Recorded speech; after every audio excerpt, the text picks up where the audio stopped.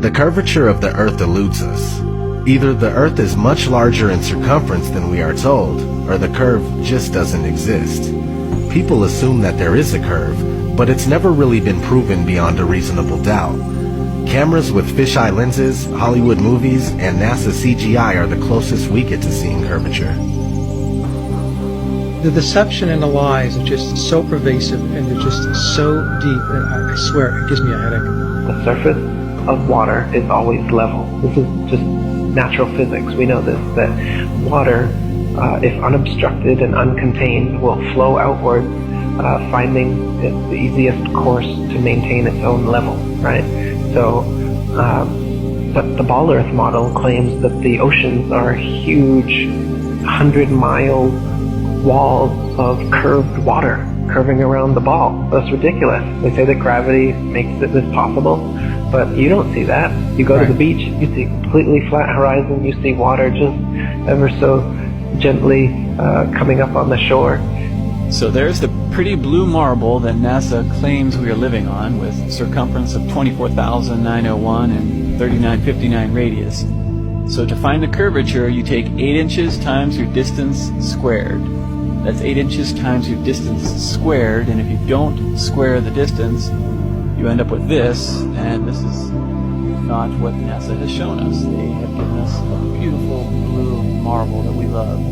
So 8 inches for 1 mile, 32 inches in 2 miles, 16.6 feet with 5 miles, so on and so forth. So what I did is I shot this pier, which is in Daytona Beach, Florida, and as you can see, between the water and the walkway of the pier is about 12 to 16 feet based on the height of the people and the railing. So I started at Granada, which is 4.92 miles away, and I shot this, and based on that distance and the formula, there should be 16 feet of curvature, but obviously you can still see the entire gap under the walkway there between that and the water. So in addition to that, behind that pier is actually a lighthouse, which you can see right above the pier. You can see the light. That is 16 miles away from my location, and I shot that lighthouse. Now that lighthouse is 175 feet tall, and the curvature from 16 miles away should be 170 feet. You can clearly see about the entire lighthouse beyond that pier. So like I said, there should be 170 feet of curvature. There's none. And those hotels there are even further. Those are in New Smyrna, which is 20 miles.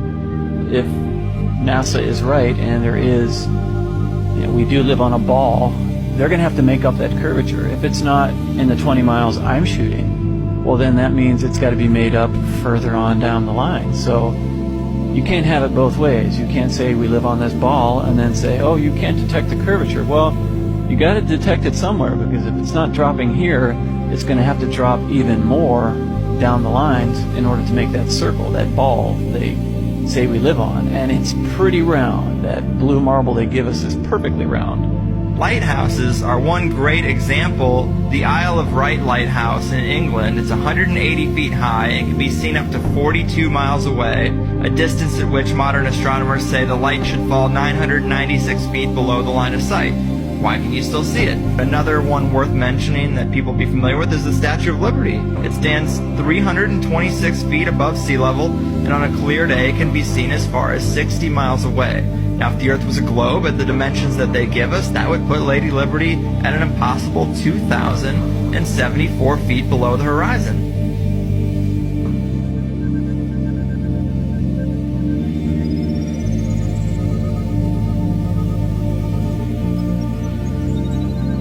No, not one picture of the Earth. Imagine that. 2016, and we still don't have a picture of our home. Thousands of satellites supposedly orbiting the Earth. Why can't we get thousands of pictures? One shot with the whole Earth in it. Hell, we should have a channel on cable that shows the Earth rotating 24 hours a day, every day. Nope. Let's listen to NASA's very own Robert Simon talk about how we get our fake pictures of Earth. In 1972, we saw our home in a new way. Apollo 17 astronauts snapped this picture. It gave people the first look at their home planet as a single entity. Last week, scientists at NASA released this. The shot is compiled from data from NASA's VEERS instrument, which orbits the Earth about every 100 minutes, taking measurements of light coming off the planet. That can be translated into ribbons of imagery like this, and then into one of these. And this is just the latest in NASA's Earth from Space album, which may be one of the most mind-expanding collections of images in human history. Then in 2002, Blue Marble 2.0. NASA's Rob Simon made this. Simon's job is... It's primarily taking data and making pictures out of it. That's what this is, a composite of data sets from several different instruments translated into a picture. So we actually had to take clouds out. They stashed the clouds for later, went onto the ocean. That came from an instrument that measures phytoplankton in the sea. Where it was low, I colored it dark blue because they're low mostly in mid-oceans. And then where it was a little bit higher, it was like a little bit brighter green. Then add the clouds back in. There's a small problem with it because there's a very slight gap in between each orbit. So some of those are painted on. It is photoshopped, but it's has to be.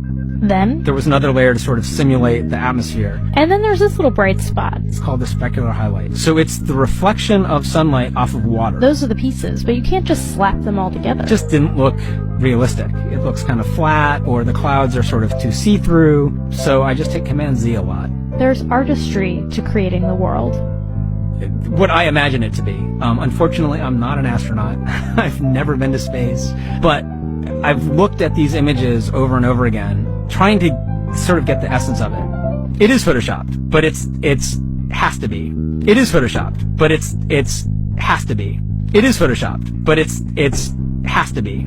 It is photoshopped, but it's has to be. Excuse me, I'm allergic to bullshit. Not having one authentic picture of the Earth alone is a huge red flag. First off, let me ask you, why do you think that Truman has never come close to discovering the true nature of his world until now? We accept the reality of the world with which we're presented. It's as simple as that.